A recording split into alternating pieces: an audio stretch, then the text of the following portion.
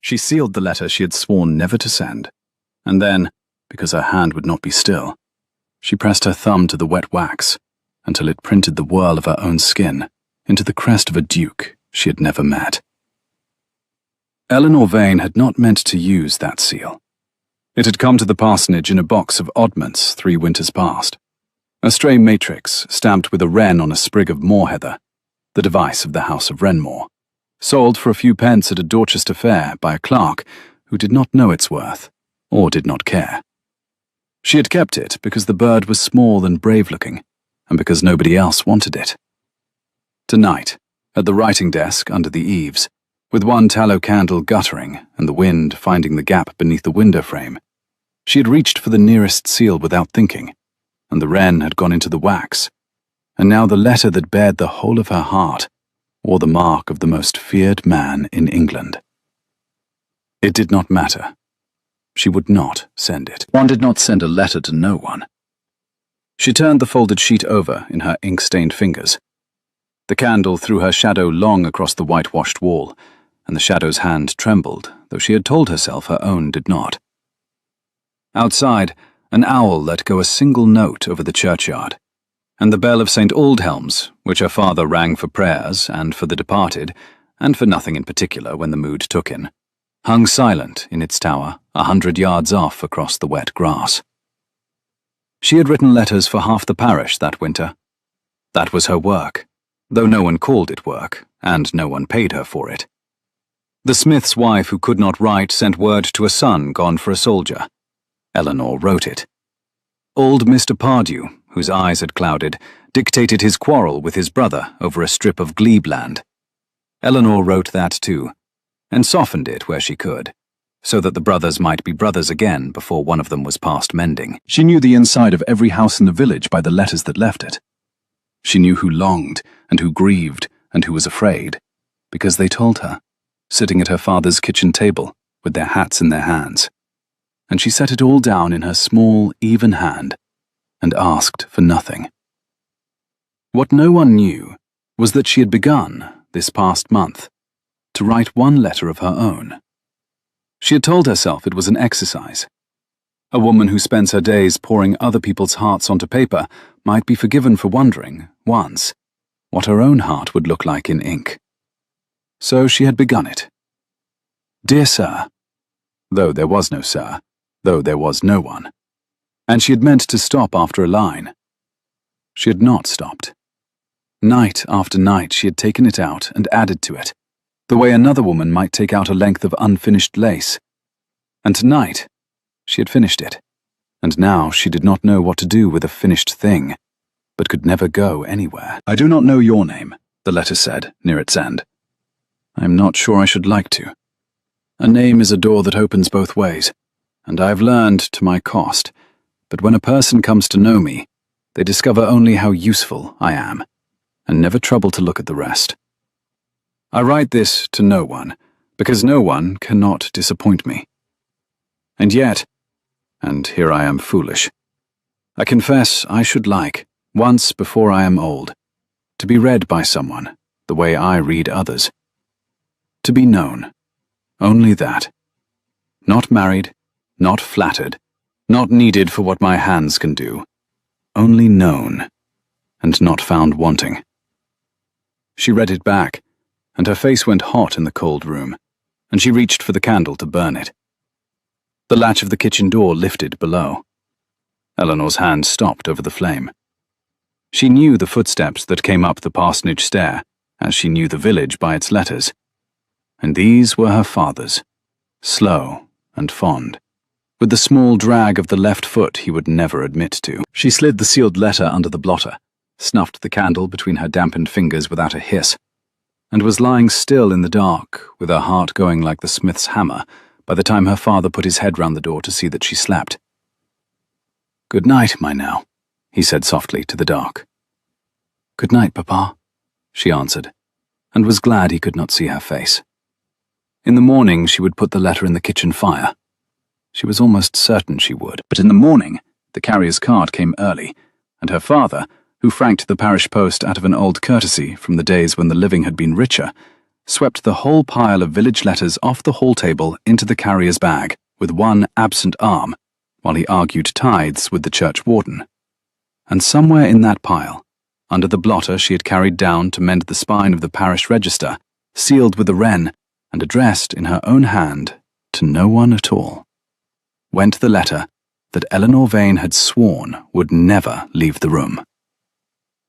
She did not discover it gone until the cart was a mile down the Dorchester road, and by then it was only a smudge of canvas between the hedgerows, and there was no calling it back. The morning was very bright. The frost stood on the churchyard yews in white fur, and the rooks went up in a clatter when the cart's wheels struck the cattle grid. And Eleanor stood in the parsonage gate with her shawl clutched at her throat, and watched her own heart go away down the lane in a stranger's bag, sealed with the mark of a man she had never seen. She told herself the worst that could happen was that some clerk would open a letter addressed to no one, find it strange, and throw it on the fire she had been too cowardly to use herself. She was wrong about almost every part of that. Adrian Crane, 5th Duke of Renmore, received 41 letters that week, and read none of them, which was his custom. They came on a silver tray that his secretary, Mr. Halloran, set at his elbow each morning in the library at Renmore Court, and they sat there through breakfast and through the long grey middle of the day, and most evenings Halloran took them away again, unbroken, and answered them himself in the Duke's name, because the Duke had discovered, in the 2 years since the title had fallen on him like a roof beam, that not one of the 41 would ever say anything he wished to hear. He knew their kinds the way a man knows the calls of birds he is sick of. There were the petitions, a living wanted for a younger son, a mortgage to be eased, a road to be mended, a daughter to be presented. There were the invitations, which were petitions in better gloves.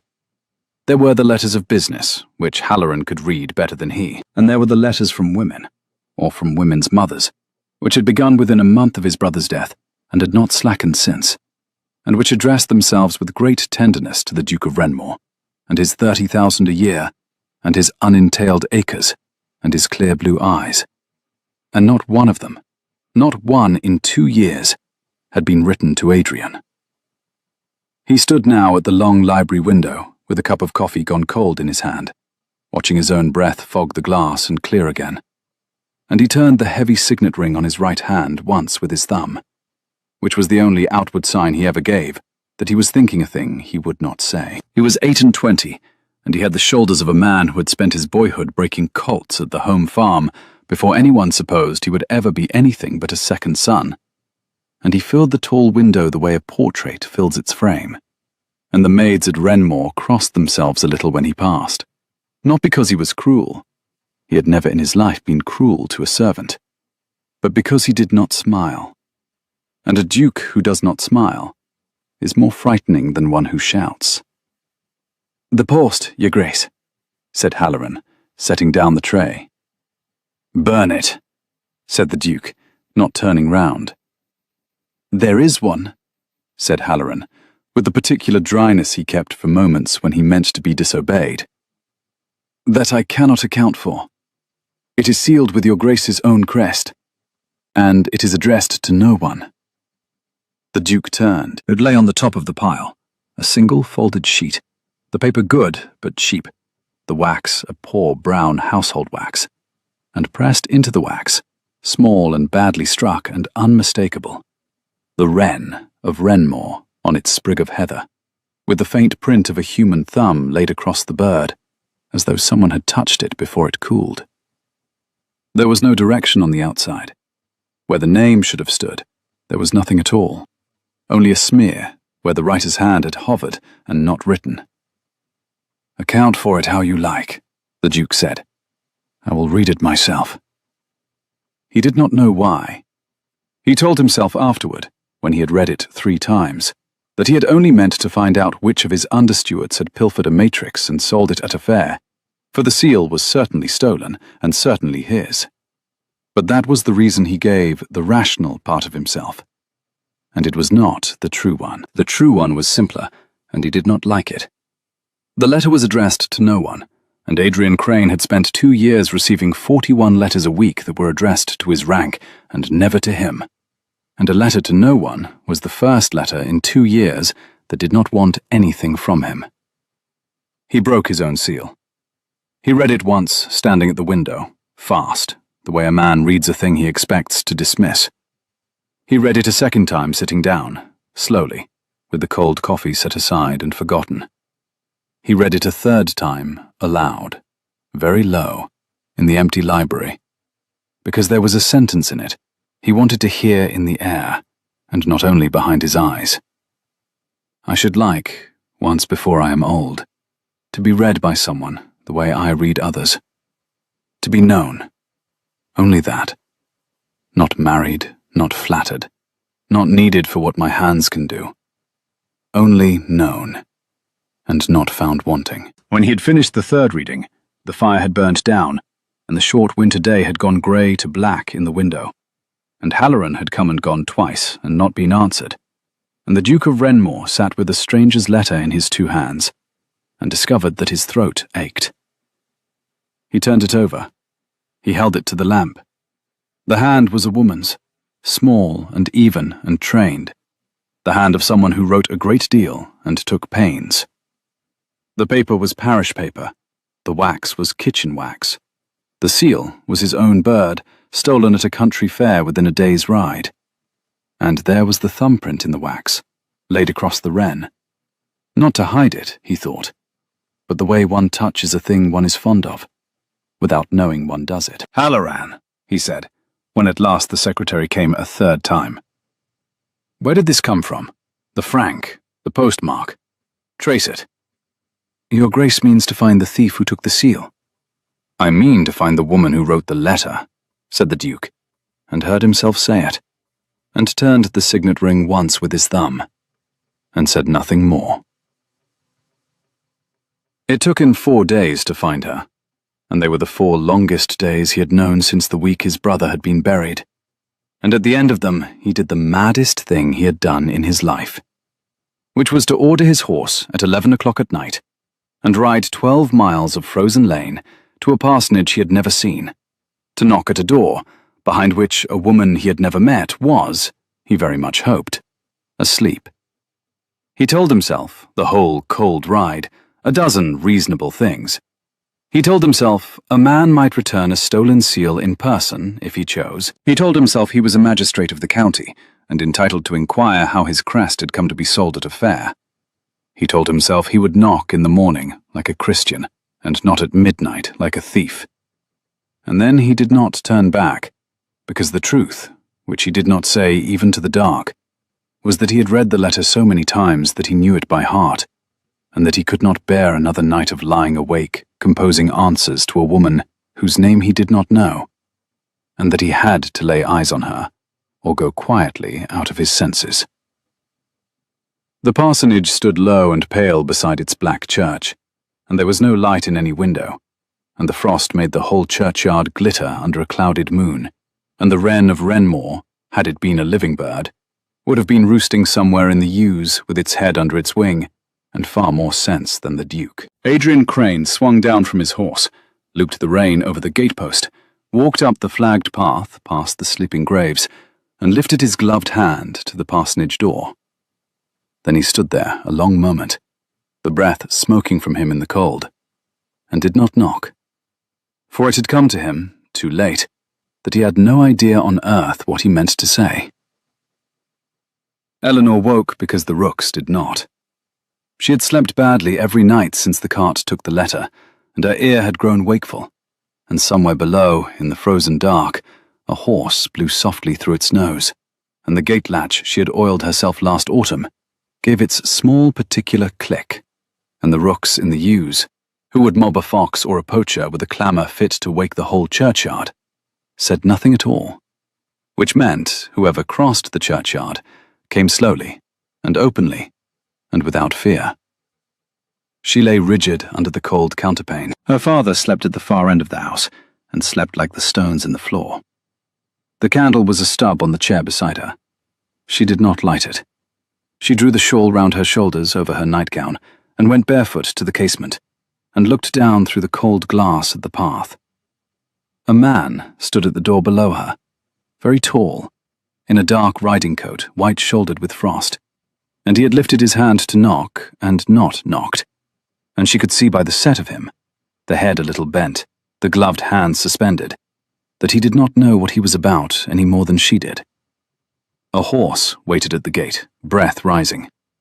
The man's other hand went, as she watched, to the breast of his coat, and pressed there once, flat, as though to be sure of something inside it, and Eleanor's heart turned right over in her, because she knew, the way one knows a thing in a dream before it has happened, exactly what was folded against that stranger's chest. She read it as the gesture of a man making certain of a thing he could not afford to lose. Whether she read it rightly, she could not have said. But she went down the stair in the dark, with her hand on the cold wall, and her bare feet finding the worn dip in each tread, and she drew back the bolt she had shot herself at curfew, and opened the parsonage door to the midnight, and the frost, and the man who had ridden 12 miles to stand in it. For a moment, neither of them spoke. The cold came in around him. He was younger than she had thought a duke would be. She did not yet know he was a duke, only that he was a gentleman, and grieving, and very strange to be where he was. And his eyes were a clear, cold blue that the moon made colder. And they went over her face once, quickly, the way her own eyes went over a letter, taking the whole of it. "You are not asleep," he said. His voice was low and rough at the edges, like a thing not much used. "I'd counted on your being asleep. I find I had not thought past that." "It is midnight, sir," Eleanor said, and was astonished her voice came at all. "Honest people are abed. What is your business at my father's door?"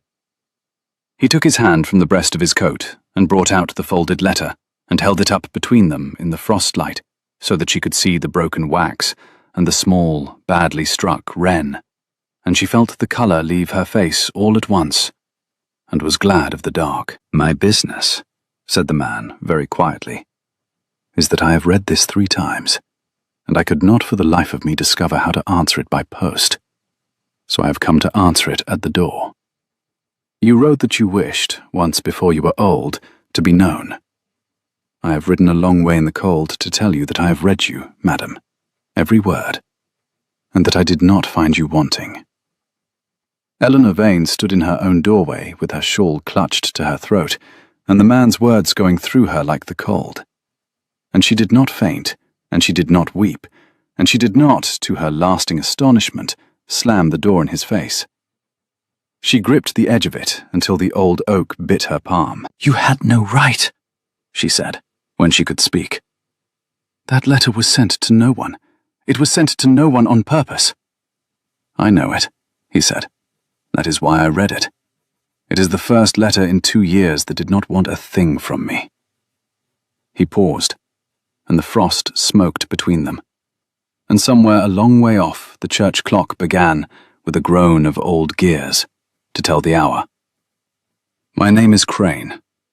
I am the man whose seal you stole at a fair in Dorchester, and I have come to give it back, and to ask you who you are. And I find that of the 3 errands, the seal is the one I care least about." The clock struck 12, slow and iron, over the sleeping graves. "You may as well come in," said Eleanor, "before you wake my father and the whole sleeping churchyard." She lit the kitchen candle with hands that shook, and set him in the chair where the village brought its sorrows, on the far side of the scrubbed deal table, and stood herself by the banked fire with the poker in her hand, less for the fire than for the having of something to hold. In the candlelight, she saw him better and liked him less, or told herself she did. He was too large for the low kitchen. He filled it the way she imagined his kind filled everything, by being born to fill it. His coat was very fine under the frost. His gloves, when he drew them off and laid them on the table, were kid so soft they kept the shape of his hands, and his hands, bare, were not a gentleman's idle hands at all. They were broad and hard across the palm, with a white seam of old scar at the base of one thumb, the hands of a man who had done work once. And she did not know what to make of that, and so she did not look at them again. "You have not given me my answer," he said. "I have not given you my name," said Eleanor. "I am Miss Vane. My father holds the living here, such as it is. I write letters for the parish because I can, and I write them well. And that is the whole of what there is to know of me. And you have ridden 12 miles in the cold for it, sir, which I think very ill spent." "You have just told me 3 things you said in the letter were not in it," the Duke said. "You said you write well, you said it is the whole of you, and you said it ill, as though daring me to agree." He turned the signet ring on his hand once, slowly, and looked at her across the candle. "In the letter you were braver." The poker rang against the hearthstone where her hand had let it knock. "In the letter," she said, low, "I was speaking to no one. It is very easy to be brave to no one, sir. You have ruined that for me. You have made me an audience where I had none, and now I shall never be able to write a true word again without wondering who reads it." She heard her own voice climb and brought it down by main force. "Have you any notion what you have done? Not to my dignity, that is a small thing, but to the one place I had that was entirely mine?" He was quiet a moment. The candle leaned in a draught and righted itself. "Yes," he said at last. "I have a notion. I receive 41 letters a week, Miss Vane, and not one of them is to me. They are to the Duke." He said the word with a flatness that was its own kind of feeling. I had begun to think there was no longer a man inside the title for a letter to reach. And then a letter came that was to no one. And I found I was no one too. And I read it. And for the length of 3 readings, I was a man again, and not a rank. So I do know what I have taken from you, because the same thing was taken from me 2 years ago, when my brother was lost, and I became this." He looked down at the ring, and turned it, and stilled his hand. "I am sorry for it. I will not say I am sorry I read it." Eleanor stared at him. "The Duke," she said. "You said, the Duke, you are the—" She looked at the wren in the broken wax on the table between them, and looked at the man, and the whole cold floor of the kitchen seemed to tilt. "You are the Duke of Renmore. I sealed my letter. My heart, sir. I sealed the whole of my heart with your bird and sent it to no one. And it came to you." "It came to me," he agreed. "Of all the men in England," said Eleanor faintly, "I confessed myself to the one they say has a heart like the moor in February." The Duke of Renmore looked at her across the candle, and something moved at the corner of his hard mouth that was not quite a smile, but was the country a smile comes from. "They are not wrong about February," he said, "but you should hear them on the subject of March." It surprised her into a sound that was almost a laugh, caught and bitten off, and she pressed her lips together and turned to the fire so that he should not see it. And the Duke, who had not made another human being smile in longer than he cared to count, watched the back of her bent neck in the candlelight, and felt the ache come into his throat again, and was very glad she had turned away. He went before her father woke. He left the seal on the table, and his card, which she did not look at, and a single line, not a promise, for he was learned enough in being petitioned to know what promises were worth, but a fact. "I shall come back by daylight," he said, drawing on his soft gloves at the door, "and knock like a Christian, and ask your father's leave to know his daughter. You may refuse me, but you will not, I think, be able to pretend I do not exist, and that is the only revenge I can offer you for what I have read."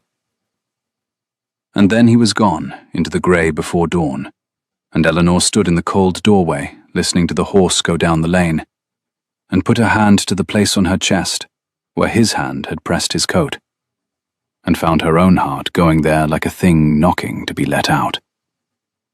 She did not sleep again that night, and she did not burn anything, for there was nothing left to burn. He came back by daylight, as he had said, and he knocked like a Christian, and the parsonage was thrown into a confusion that lasted a week.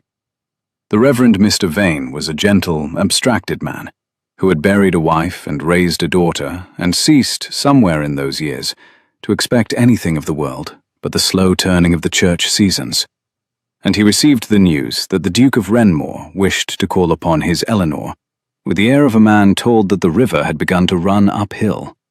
Not with disbelief, exactly, but with a sense that the natural order had suffered a strain it might not recover from.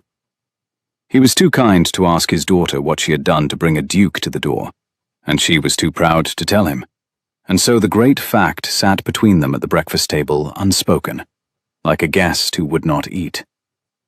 The village was not so delicate. By the second day it was known at the forge, and the well, and the back of the church, that his Grace of Renmore had called twice at the parsonage. And by the third day it was known why, or rather it was known in 11 contradictory whys, each of them wrong, and each more interesting than the truth. Mrs. Pardew had it that the Duke was a connection of the late Mrs. Vane's, and had come about a legacy. The churchwarden's wife had it that Eleanor was to be made governess to some Renmore cousin, and good riddance to her heirs. And the smith's wife, who loved Eleanor for the letters she had written to a soldier son, said roundly that anybody with eyes in their head could see his Grace had come courting, and that the parish would do well to mind its own affairs, which silenced no one, and inflamed everyone. Eleanor heard all of it, because the parish brought its gossip to the same kitchen table where it brought its grief, and she set it down in no letter, and answered it in no word, and went about her work with her chin up and her face composed, and her heart in a state she could not have set down in ink if she had tried. For the Duke kept coming. He came on the Tuesday, and walked with her father in the glebe field, talking of drainage and the price of wool, and her father came in flushed and bright-eyed as Eleanor had not seen him in years, and said the Duke understood land, by George, understood it from the ground up, which was more than most of his sort. He came on the Thursday, and sat in the parlour drinking tea he plainly did not want, and answered Eleanor's cool questions with a dryness that more than matched her own, and stayed exactly the half-hour that propriety allowed, and not 1 minute more, and bowed at the door with a correctness so complete it was its own form of teasing. He came on the Saturday, and brought not flowers, which she would have scorned, and not jewels, which she would have flung at his head, but a battered second-hand copy of a book of letters, the correspondence of a long-departed poet, with a slip of paper marking a page where the poet had written to a friend that to be truly read by one person was worth more than the applause of nations. "You need not credit it," the Duke said, when she found the marked page. "Poets exaggerate. But I thought you might like to know you are not the only person in the history of the world to have wished it." Eleanor held the book, and did not look up from it for rather too long. "You found this," she said, "in 4 days." "I have a great deal of leisure," said the Duke, "and very little I wish to do with it. Until lately." She put the book down, because to hold it longer was to admit something she was not ready to admit. "You should not come so often," she said. "The village talks." "The village," said the Duke, "has talked of me for 2 years, and never once to my face, and never once said a thing that was true. I find I do not greatly fear the village. Do you?" "I have lived my whole life in it," said Eleanor. "It is a different thing to fear from inside." He was quiet at that, and turned the ring on his hand, and she thought she saw, and it surprised her, that she had told him something he had not known, and that he had heard it. A man who could be told a thing was rarer in her experience than a duke. She had known several men who could be told nothing at all, and married, very nearly, the worst of them. His name had been Mr. Tobias Frayne, and he had come to the parish as a young man reading for the law with a relation of the squire's 3 summers ago, and he had been the handsomest creature Eleanor had ever seen, with a way of bending his bright head to listen that made a woman feel she was the only thing in the room worth hearing. He had discovered, within a fortnight, that the parson's daughter wrote a fair hand and a fairer letter, and he had brought her his briefs to copy and his verses to correct, and at last, his love letters to a Bath heiress to compose. And Eleanor, who was 19 and had never been looked at, had written those letters to another woman with her own heart breaking, and had told herself the whole time that he could not see it, that he saw her, that a man who needed her so could not help but come to love her. He had married the heiress in the spring, on the strength of the letters Eleanor wrote, and had not troubled to tell Eleanor himself. She had read it in the paper. And among the things he left behind in his lodgings when he went, the landlady had returned to the parsonage a packet of Eleanor's own letters. Not the ones she had written for him, but a few foolish, hoping ones she had ventured to write to him, in her own person, in her own heart. And every one of them was unbroken. He had never read a single word. He had taken what her hands could do, and never once looked at the rest. She had burned those letters herself, in this same kitchen fire, at 19, and had made herself a vow over the ash of them that she had kept for 7 years. That she would never again set down a true word where a man might take it and leave the rest. She would write for the parish all her life. She would never again write for herself. She had broken that vow exactly once, this past month, in the dark, to no one. And the letter had gone to a duke. She told him none of this, but he found out a piece of it, as men of property find things out, by the casual offices of those who serve them, for the squire was a tenant of sorts to Renmore in a tangle of old leases, and the squire's relation remembered the handsome young law student and his fortunate marriage, and remembered, when pressed, that there had been some talk of the parson's clever daughter who had written the man's letters for him, and the duke, hearing it over a dull dinner where he had not expected to hear anything at all, set down his glass very carefully and changed the subject, and rode home thinking. He came to the parsonage the next day, not in the afternoon, but in the cold, bright morning, and he did not stay in the parlour. He asked instead, with a formality that put her on her guard at once, whether Miss Vane would do him the honour of walking with him as far as the lower meadow, where he wished her opinion on a matter of the parish. And her father, delighted, all but pushed her into her cloak, and so she found herself walking out of the village, beside the Duke of Renmore in the frost, with the rooks going up before them, and the whole street watching from behind its curtains. The frost lay thick in the ruts of the lane, and crunched under their feet, and the breath stood white before their mouths, and for a while neither of them said anything, and the silence was not the cool fencing silence of the parlour, but something newer and more dangerous. He had shortened his long stride to hers without seeming to. She had noticed that he always did, and had decided not to be moved by it, and was moved by it. "I have learned a thing about you," the Duke said at last, "that I had no right to learn, which is becoming a habit with me where you are concerned, and which I dislike in myself. I will tell you what it is, and then I will tell you why, and then you may be as angry as you please." Eleanor's hand went, without her willing it, to the old ink stain on the middle finger of her right glove, and pressed it through the kid. "There was a man," the Duke said, looking ahead at the frosted hedge and not at her, which, she understood, later, was a courtesy.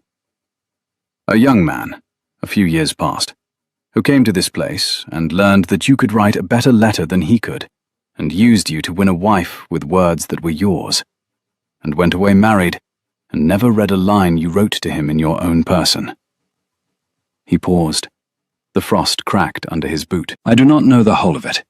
I know enough. And I have spent 3 days being so angry at a man I have never met that I have frightened my own household. And I came to tell you so, because it seems to me a cowardly thing to know it, and pretend I did not." Eleanor walked a dozen paces in silence, with her face turned away toward the white meadow, and when she trusted her voice, she said, "And this is why you supposed I should like to be known? Because you discovered I had once been used and not known, and you thought to be the man who does the other thing. To collect me, sir, where another man discarded me. It is the same transaction. It only wears a kinder coat." He stopped in the lane.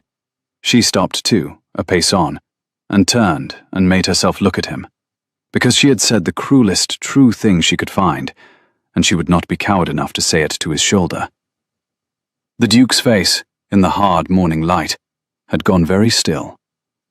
He did not turn the ring. He held her eyes, and there was no offence in his, only a kind of grave attention, as though she had said something difficult and right, and he was doing it the honour of thinking before he answered. "That would be the same transaction," he said slowly, "if I had come because you were useful, and I did not. You are not useful to me, Miss Vane. I have a secretary who writes a hand as fair as yours and a great deal faster, and 41 correspondents I would happily give him entire. I have no want in the world that your pen can supply."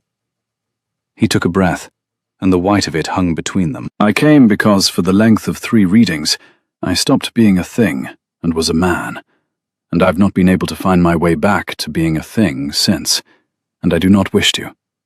That is not a transaction. I do not know what it is. I had hoped you might help me find out, but I see that I have gone about it like a duke, which is to say like a battering ram, and I am sorry." The rooks settled in the bare elm above them. Somewhere a dog barked, twice, and was quiet. Eleanor stood in the frozen lane and looked at the most feared man in England telling her, badly and plainly, and without the smallest grace, that she was the one person who had no use to him at all, and found that of every word that had ever been said to her, it was the one she had most wanted to hear, and never known to wish for. "You are very strange," she said, "for a duke." "So I am told," said the Duke, "chiefly by my aunt."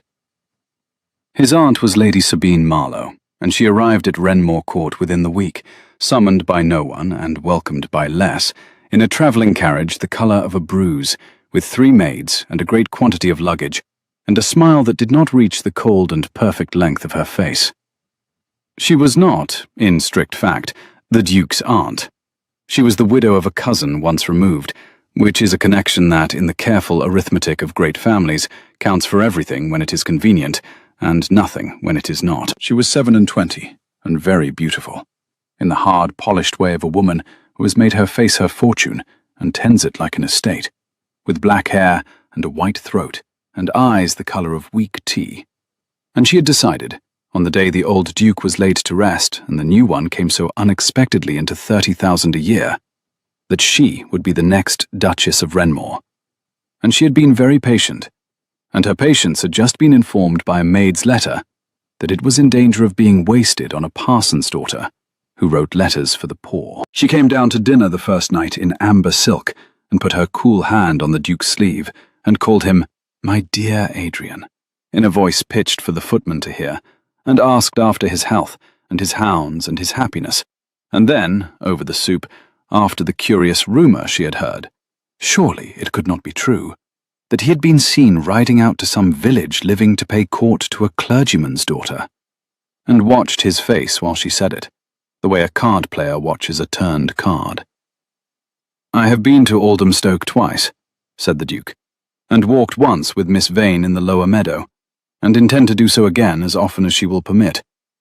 I am glad the county is so well informed. It saves me the trouble of announcements."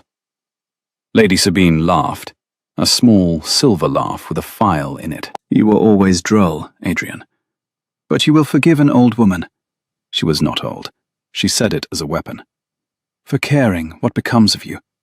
A parson's daughter. A girl who writes letters for hire. The world is unkind, my dear, and it will say things, and it will say them whether they are true or not, and a name once spoken is not easily unspoken. I should be failing in my duty to your poor brother's memory if I did not say so." The Duke set down his spoon. "You will leave my brother out of it," he said very quietly, and the temperature of the table dropped 10 degrees, and the footman by the sideboard found something absorbing to do with the salver, and Lady Sabine, who had played many hands in her life and knew the value of a small, graceful retreat, inclined her beautiful head and spoke of the weather and bided her time.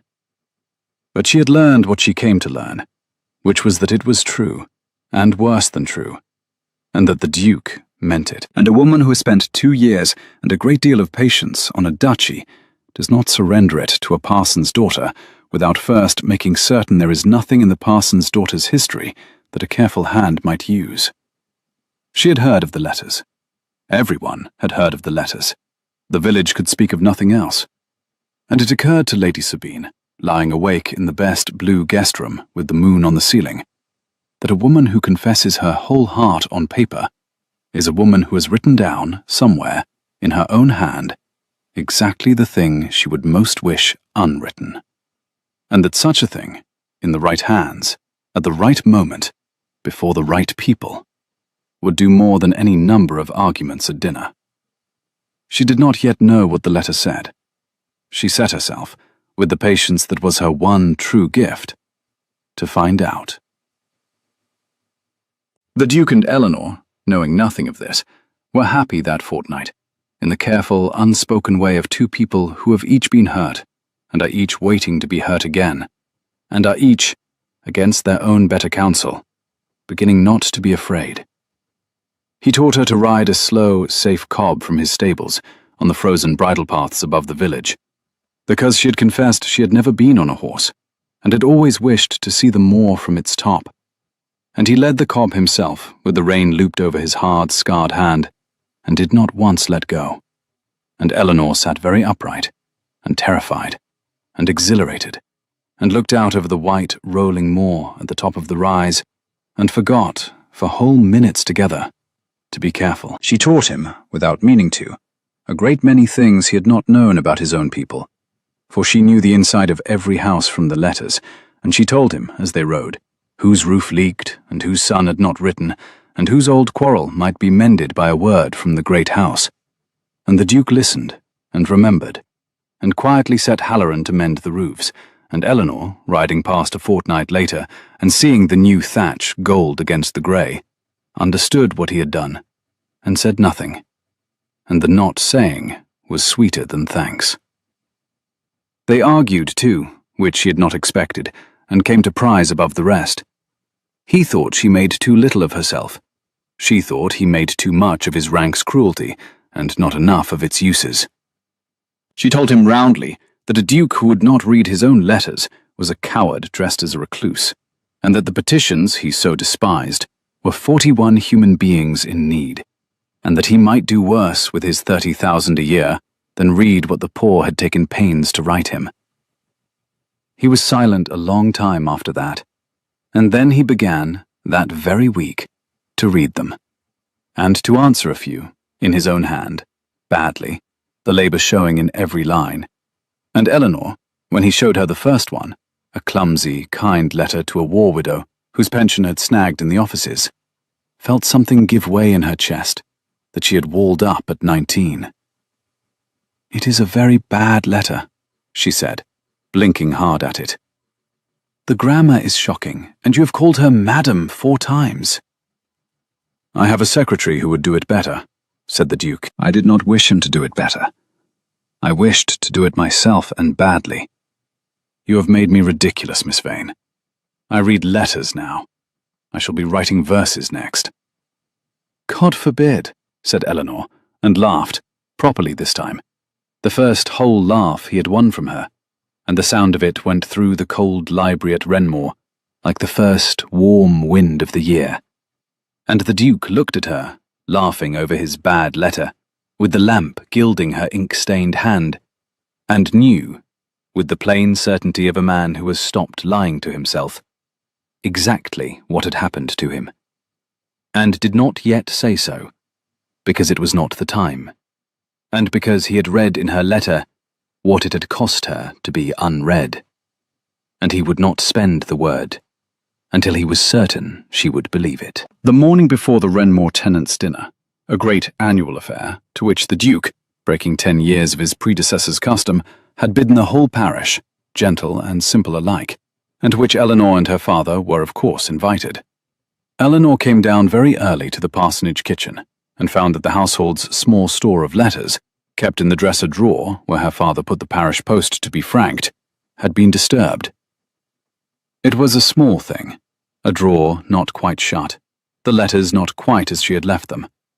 Her clergyman's house is not a fortress, and the maid-of-all-work had a follower, and the carrier came and went, and there were a dozen innocent explanations, and Eleanor told herself all of them, while a cold finger walked slowly up her spine.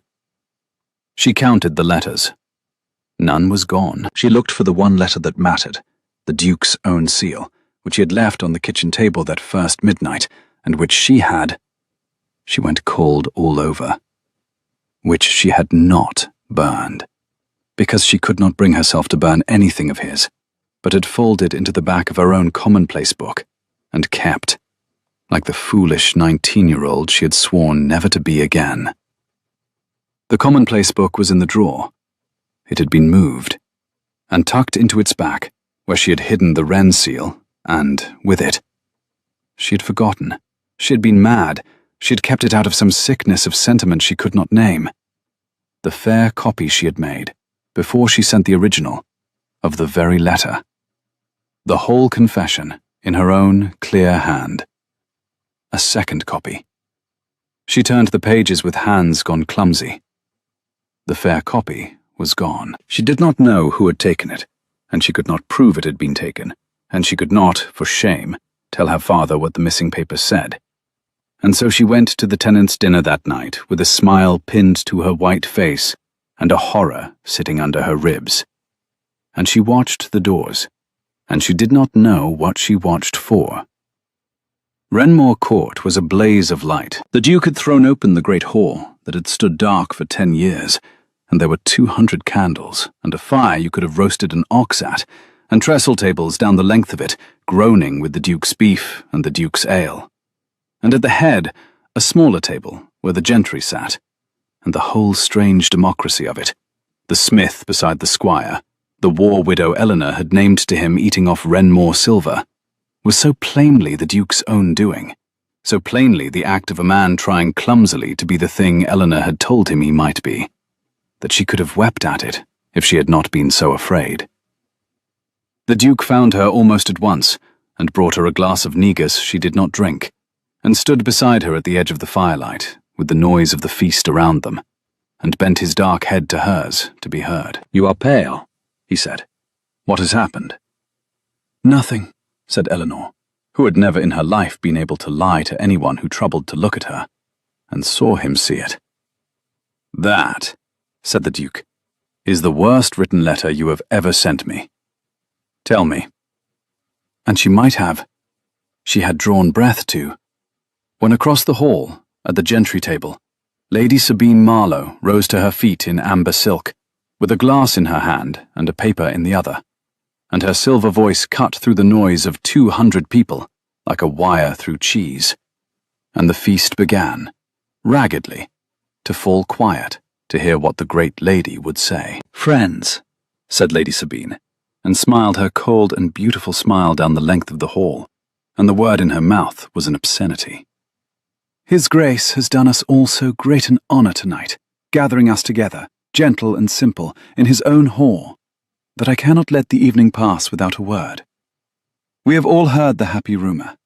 We have all seen his Grace's particular kindness to a certain young person of this parish."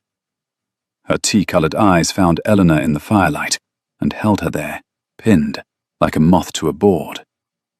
"And I thought, what could better suit such an occasion than to hear, from her own pen, in her own incomparable words, the sentiments of the lady who has so captured our noble host. For she is famous, is she not, for her letters?" The hall had gone silent. Eleanor could not move. Beside her, she felt the Duke go very still and very large, like a wall before a storm. Lady Sabine unfolded the paper. "I do not know your name," she read, in a clear, carrying voice, with a little smile at each phrase, savouring it. "I am not sure I should like to. A name is a door that opens both ways, and I have learned to my cost, but when a person comes to know me, they discover only how useful I am." She got no further. Eleanor never afterward remembered crossing the hall. She remembered only that she was standing at the parsonage edge of the firelight one moment, perishing by inches, and the next moment she was at the gentry table, with her ink-stained hand flat upon the red paper, pressing it down to the cloth, and her own voice, which she had thought lost forever, ringing out steady and cold over 200 staring faces. "You read very well, madam," Eleanor said. "It is a pity you read another woman's letter without her leave. Shall I tell the company how it came into your hand? Or will you?" The silence in the hall was absolute. Lady Sabine's smile did not falter, but a muscle moved in her white throat. "You forget yourself," she said softly. "You forget where you are, and to whom you speak." "I forget nothing," said Eleanor. "I am the parson's daughter who writes letters for the poor, and I am not ashamed of one word I have ever written, in my own person or in others. And I will not be made ashamed of this one in this hall by a lady who came into my father's house. For it was my father's house, was it not, where this was taken, since I keep it locked in my own book, and no one in this parish would touch it, and went through a clergyman's drawers like a thief in the night to find a thing to wound a girl she has never spoken to. You wished the company to hear the letter, madam. By all means, let them hear it. Give it to me. I will read it myself, every word, and let them judge between the heart that wrote it and the hand that stole it." She held out her ink-stained hand for the paper. For one long, terrible moment, Lady Sabine Marlowe looked at the parson's daughter, standing white and steady, with her hand outstretched, and at the 200 faces turned now not to the great lady, but to the girl, and at the Duke rising slowly to his feet at the head of the table, with a look on his face that she had never seen there, and never wished to see again. And she understood, with the swift, cold arithmetic that was her one gift, that she had played her hand and lost it, and that the only thing worse than retreating now would be to go on. She let the paper fall from her fingers to the table. "You are welcome to it," she said, with a small, contemptuous shrug that fooled no one, least of all herself. "It is a very vulgar letter. I find I have no appetite for the rest." And she gathered her amber silk and went out of the hall by the small door behind the dais, with her chin up and the candlelight catching the rings on her cold hands. And 200 people watched her go, and not one of them rose to follow, and the great fire crackled in the sudden silence she left behind. It was Eleanor who broke it. She picked up her own letter from the table, where Lady Sabine had let it fall, and she folded it once, along the old crease, with hands that had stopped shaking, and she turned to the 200 faces, the smith and the war widow, and the church warden's wife, and her own father, white and trembling halfway out of his seat. And she said, in a voice pitched to carry to the back of the hall, clear and not unkind, "It is no great matter after all. It is only a letter from a woman who wished, once, to be known. I dare say there is no one in this hall who has not wished the same." She looked, as she said it, not at the gentry table, but down the long trestles at the people she had written for all her life, the people who had brought their hearts to her kitchen table. "I have written your letters these 7 years. I know your hearts better than any of you would care to own at this moment, so I'm not afraid to have you know mine. Eat your dinner. His Grace went to a deal of trouble for it." And after a moment, it was the smith's wife who began it, with a bark of a laugh and a thump of her tankard on the board. The hall began, raggedly, and then warmly, and then with a roar, to do exactly that. And the danger passed over like a cloud off the sun, and Eleanor stood in the firelight at the head of the Duke's table, and found that she was, after all, still standing. The Duke came to her side.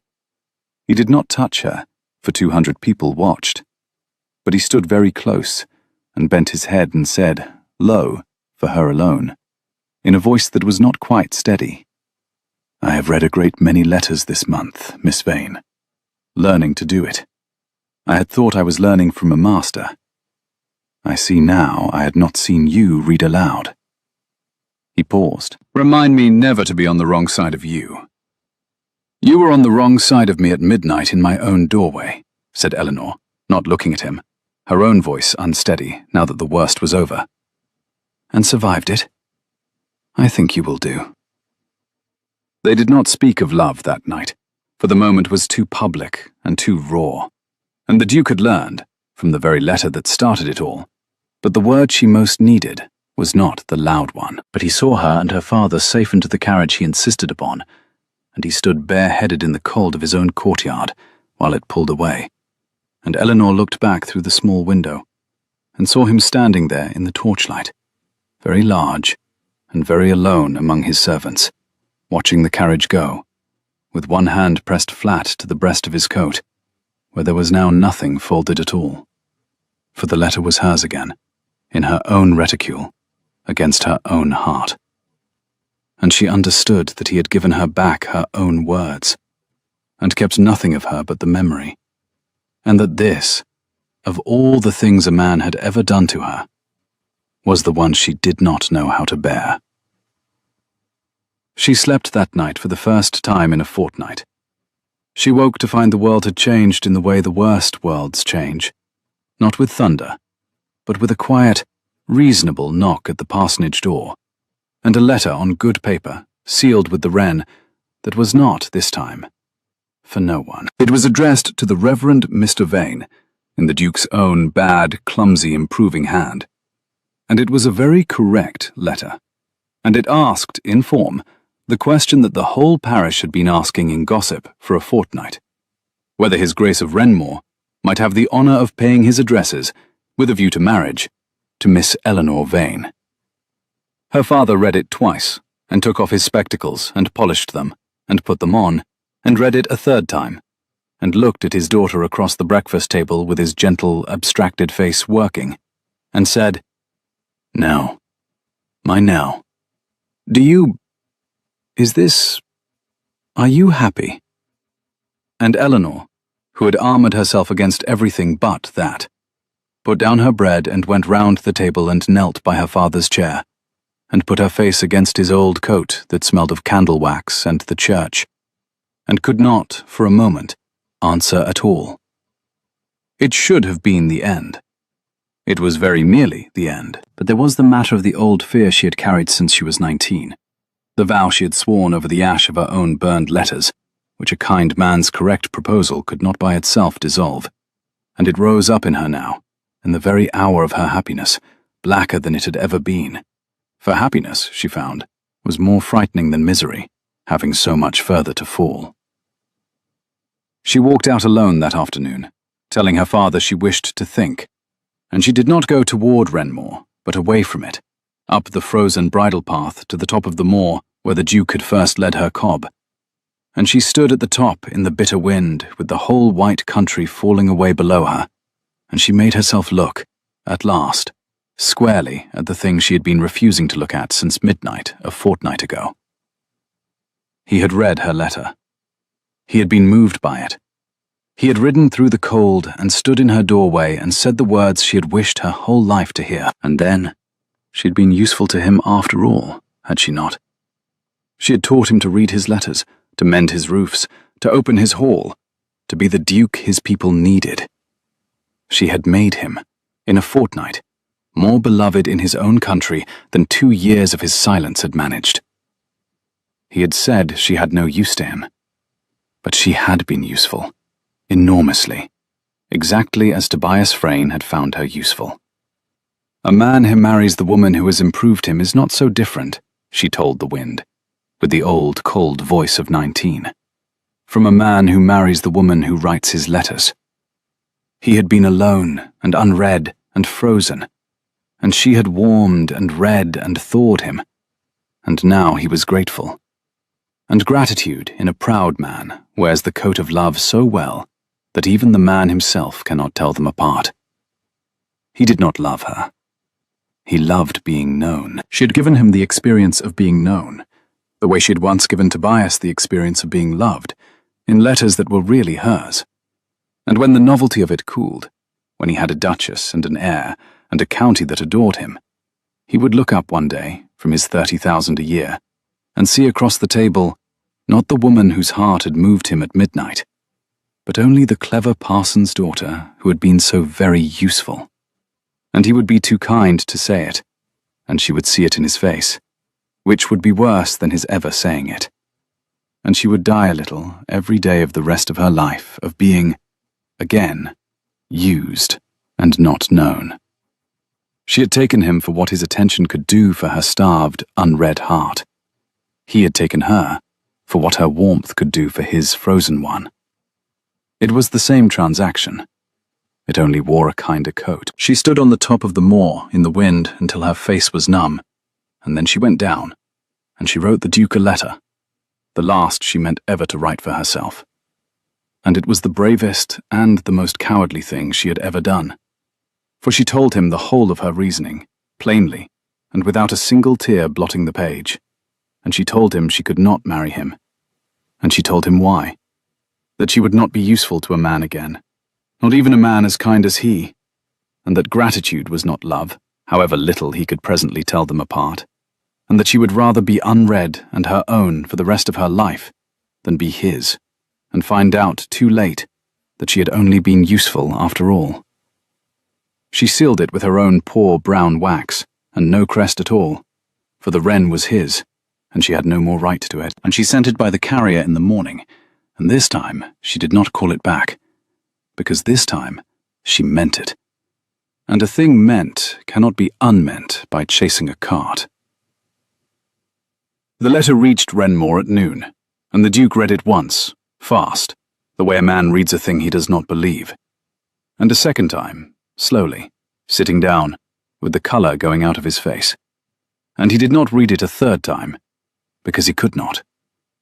He sat in the library where it had begun, with her letter in his two hard hands, and the fire burned down, and Halloran came and went, and was not answered, and the short day went grey to black in the window, exactly as it had a month before. Only now the man at the window was not waking up out of 2 years of being a thing into being a man, but going back down, alone, into the dark she had pulled him out of, and finding it colder than before, because now he knew what the warmth had been. She thought she had been useful to him. She thought he was grateful, and called it love, because he could not tell them apart. He read that in her own clear hand, the hand that had taught him to read. And the worst of it, the thing that took the breath out of him and left him sitting in the dark, was that he could not, by any letter, by any argument, by any number of words, however well or badly written, prove to her that she was wrong. For the whole of her belief was that words could be used, that a heart on paper could be taken, and the rest left. And she had built a wall of it 7 years high. And he was a man who had only just learned to read, and he did not have the words to take it down, and he knew it. She had unread him with his own lesson. She had used the very thing he loved her for to put herself forever out of his reach. He thought, for a black hour, of letting her go. It was what she asked. It was, very possibly, the kindest thing. And he was learning to be kind. A better man, he told himself, would honour the lady's clear-stated wish and trouble her no more. Then he thought, I have spent 2 years being the man who does not trouble anyone, who reads no letters and answers none, and lets the world wash past unanswered, and it nearly killed the man in me. And she is the one who taught me that to be silent out of pride is only cowardice in a better coat. She has just done the same thing she cured me of. She has gone silent, out of fear dressed as principle, and called it setting me free. And he got up out of the dark library, and rang for his horse, and he did not wait for daylight, and he did not knock like a Christian. It was past 11 when Eleanor heard the gate latch click, and the rooks say nothing, and she knew, before she went to the casement, exactly who stood below in the frost with his hand at the breast of his coat. And she stood a long time in the cold dark of her room, with her heart breaking, and very nearly did not go down, because she had meant her letter, and to go down was to risk everything she had decided on the top of the moor. But she had opened the door to him once before in the dark, and she found that she was not, after all, the woman who could leave a man standing in the frost a second time. Not this man.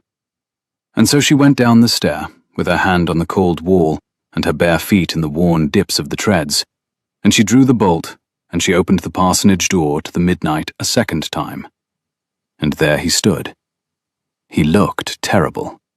He looked as she felt. The frost was white on his shoulders, and his face was grey, and his clear blue eyes were red at the rims, and he did not have a letter in his hand this time, and he did not have a seal, and he did not have a single one of the careful, correct words a duke ought to have. He had ridden 12 miles in the cold with nothing at all. "I have no letter," he said. His voice was wrecked. "I read yours. I have read a great many letters this month, you taught me, and I have learned to answer them. And I find I cannot answer this one. There are no words in it. You have written me a wall, and I have stood at the bottom of it all afternoon looking for the door, and there is no door. So I have come without words, because words are the thing you do not trust, and I do not blame you, and I will not insult you with them." Eleanor stood gripping the door. "Then why have you come?" she whispered. "To be useless to you," said the Duke of Renmore. "You said you would not be useful to a man again. Very well. Be useless to me. I do not want your pen. I have a secretary. I do not want your warmth for my house, or your knowledge of my people, or your skill at making me a better duke. Halloran can hire all of that, and I would dismiss all of it tomorrow and count it cheap if you would only—" His voice broke, and he stopped, and turned the signet ring on his hand once, the old habit, the only outward sign. Then he did a thing she had never seen him do. He pulled the ring off his finger, the great, heavy duke's ring with the wren on it, and he held it out to her in the cold.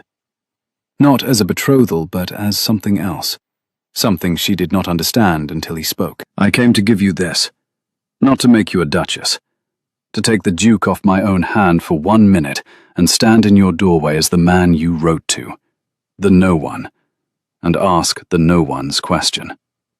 Not, will you marry the Duke of Renmore? That is the question with the use in it. The other one. The one from your letter." He swallowed.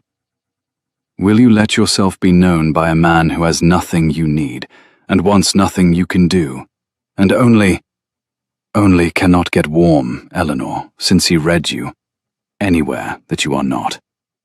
That is not gratitude. I have been grateful to 100 people and never once ridden through the cold at midnight to stand at their door with my heart in my hand." He drew a breath that shook. "I love you. I'm sorry to use the word.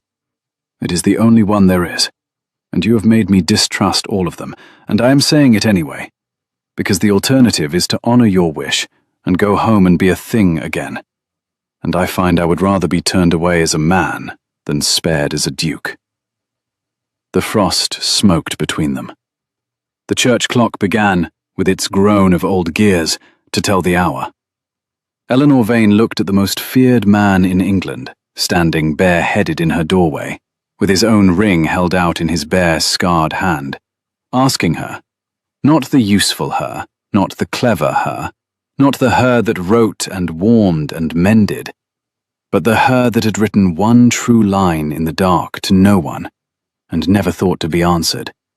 And she felt the wall she had built at 19, 7 years high, go over all at once, not pushed, but simply unsupported. For he had not argued it down. He had walked round it. He had ridden 12 miles in the cold to walk round it. Twice. "You great fool," she said, and her voice was thick, and the tears she had not let fall on the moor, or in the hall, or over her own brave, cruel letter, came now all at once. "You have ruined me twice over. You read my letter when it was sent to no one, and you have come to my door at midnight to undo the one wise thing I ever did. I told you I would never again set down a true word where a man might take it and leave the rest." "I will leave nothing," said the Duke. "That is the whole of what I am offering you. To leave nothing of you, ever, as long as I live. Not your pen, which I do not need, and not your warmth, which I do not deserve, and not your cleverness which terrifies me. The whole of you. The part Frayne never read. I have read it. It is the best thing I ever read. I will read it every day for the rest of my life, and I will never once skip a line. The clock struck 12, slow and iron, over the sleeping graves, exactly as it had a month before, and exactly as it had then. Eleanor did not slam the door. She took the ring out of his cold hand, and she did not put it on, but she closed her fist round it, and she stepped out over her own threshold into the frost in her bare feet, which was a mad thing to do, and she did it, and she put her free hand flat against the breast of his coat, where there was no letter now, only his heart going hard under the wool. And she felt him go still all over at the touch, the way a hard frost stills a field. "Once before I am old," she said, looking up at him. "I wished to be known. You have read me."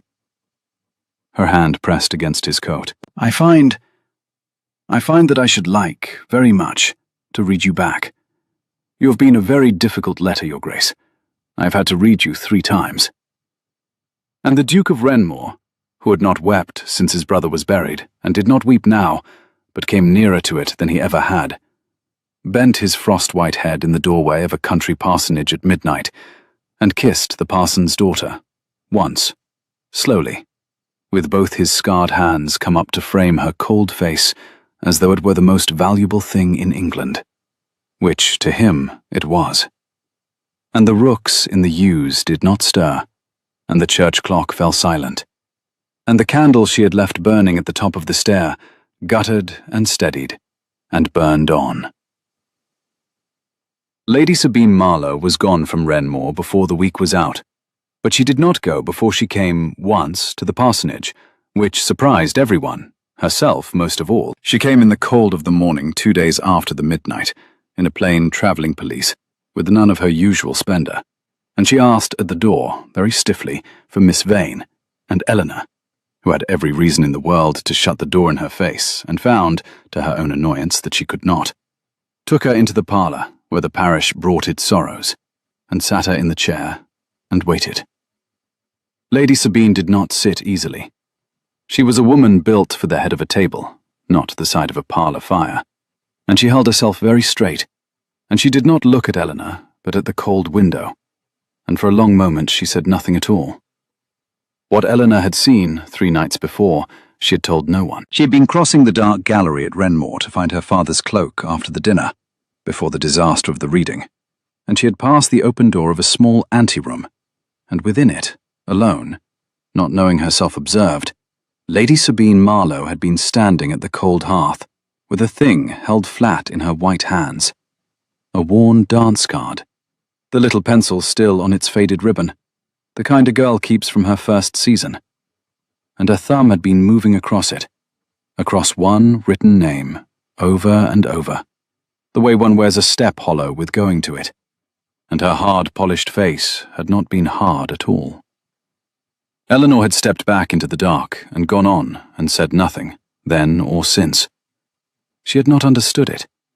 She thought now that she was about to. "My husband was lost to me 11 years ago," said Lady Sabine, abruptly, to the window. "He was a cousin of the old Duke's, and a fool, and I married him because he asked, and because I was 23 and frightened." She drew a breath that did not steady her. "I had loved a man who did not ask, a younger son with no fortune, who danced with me at my first season, and wrote his name on my card, and went for a soldier, and did not come back. I have made my whole life since out of being too clever to be frightened again," she said, "and too useful to a great family to be put aside, and too beautiful to be pitied." She turned from the window at last, and her tea-coloured eyes were perfectly dry and perfectly bleak. "I told myself I wanted the duchy," she said. "I have just discovered, at the cost of the only public humiliation of my life, that what I wanted was to be in a house where someone was glad I had come. I have not been glad of in 11 years. I saw that he was glad you had come," she said, "and I could not bear it. and I behaved as I behaved. I am not here to be forgiven, because I do not forgive easily myself, and I do not expect what I cannot give." She rose and drew from inside her pelisse a folded paper and laid it on the table between them, on the very table where the parish told its grief, within reach of Eleanor's hand. "That is the original fair copy I took from your book," she said. "I have not destroyed it, because it was not mine to destroy, as it was not mine to read. There is also a line of my own at the foot of it. You may read it or burn it as you choose. I find I no longer care to be the sort of woman who would rather it were burned." Eleanor took up the paper and unfolded it, and there was her own confession in her own clear hand, every word. And beneath it, in a cold, elegant script very unlike Eleanor's own, a single line had been added. "I am sorry." It was a very good letter, and I read it the way a thief reads, only for what I could take, and I am ashamed. S.M. Eleanor read it and looked up, and Lady Sabine was already at the door. "Lady Sabine," Eleanor said. The great lady stopped, her hand on the latch, her back very straight. "There is a window in this house," said Eleanor, "that the rooks watch, and I have watched it most of my life. I do not know what name was written on your dance card, but I know what it is to keep a paper one cannot send to a person one cannot reach. I keep one still." She folded the confession, and the apology with it, and did not burn either. "I am glad you came. Whatever the village says of you, I shall say that the Lady Sabine Marlowe came to a parson's parlour and said a true word with her own mouth, which is more than most of the gentle people in this county have managed in my hearing. Safe journey, madam." Lady Sabine stood a moment longer with her hand on the latch, and her shoulders came down a very little, and she said, not turning, "He is fortunate in you. I told him so. It is the only true thing I have said in this house." And then she was gone, and the rooks went up from the yews as her carriage passed the gate, and Eleanor watched it go, and put the folded paper away in the back of her commonplace book, where she kept the things she could not send. They were married in the spring, in the small black church of St. Aldhelms, because Eleanor would not be married anywhere else, and the Duke had discovered he wished for nothing she did not wish for. And the whole parish came, gentle and simple, and the smith's wife wept loudly all through the service, and was not ashamed of it. And the Reverend Mr. Vane's hands shook so on the page that the Duke, standing at the altar, reached over and steadied the book for him, which no one in the county had ever seen a duke do, and no one ever forgot. The season opened, and they did not go to it. The 41 letters a week still came, and the Duke read every one of them now, badly and faithfully, at the long library window, with his Duchess at the other end of the table reading her parish letters, the two of them writing side by side, in the warm room where it had once been so cold. And now and again, he would read a phrase aloud, some petition or grief or small village hope, and she would tell him the whole story behind it, who longed and who grieved and who was afraid.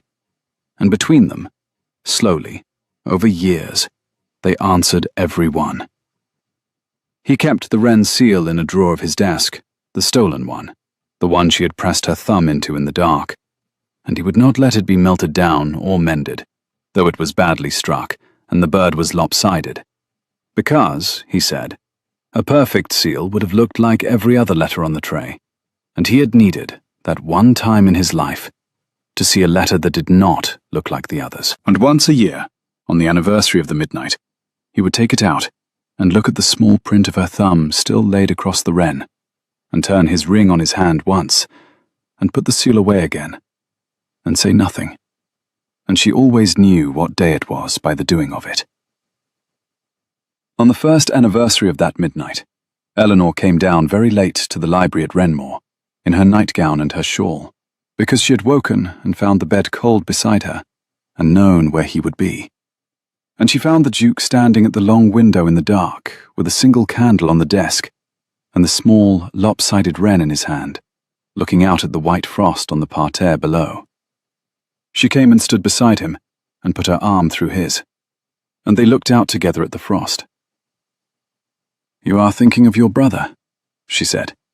It was not a question. She knew the day from the seal in his hand, but she knew the look on his face from a year of reading him, and his brother was the thing he turned the ring over and never spoke. "I am thinking," said the Duke, "that he never read a letter to me in his life either, though he loved me, because we were cranes, and cranes do not put a thing on paper that they might have to mean. And I am thinking that I waited 28 years, and the whole of his life, and 2 years of being a thing, for one letter that was written to no one, and that it found me by mistake, by a stolen seal, and a careless Frank, and a clerk who did not care, and that I do not believe it was a mistake at all." He set the wren down on the sill. "I had given up the post entirely, you know. I had told Halloran to burn it. If you had directed that letter to anyone, to a name, to a sweetheart, to the man you wished existed, Halloran would have answered it for me, and I should never have seen it. It came to me only because it was addressed to no one, and I was the only no one left at Wrenmore. And the bird brought it home." Eleanor leaned her head against his shoulder. Outside, the frost lay silver on the long parterre, warming, where it caught the first grey of the coming dawn, to the colour of old gold. "I have been meaning to tell you," she said, "that I have begun a new letter. For myself. In the dark. The way I used to." She felt him go still. "To no one," he said. "To you," said Eleanor, and lifted her head, and looked up at him in the candlelight, at the hard, frightening face that the whole county feared, and that she had read so many times she knew it better than her own hand. Addressed, this time, by name. "I find I am no longer afraid to be known by the man who reads it, since he has promised never to skip a line." The Duke of Wrenmore turned from the window, and took his wife's ink-stained hand, and pressed his thumb once to the old, faded stain on her middle finger, the way she pressed it herself, when she was uncertain, which she was not, any longer, ever. And he bent his head and kissed the inked place, and the candle on the desk burned steady, and below them, the frost on the parterre turned slowly gold in the rising light. "Then write it," he said, against her hand. "I will read it 3 times."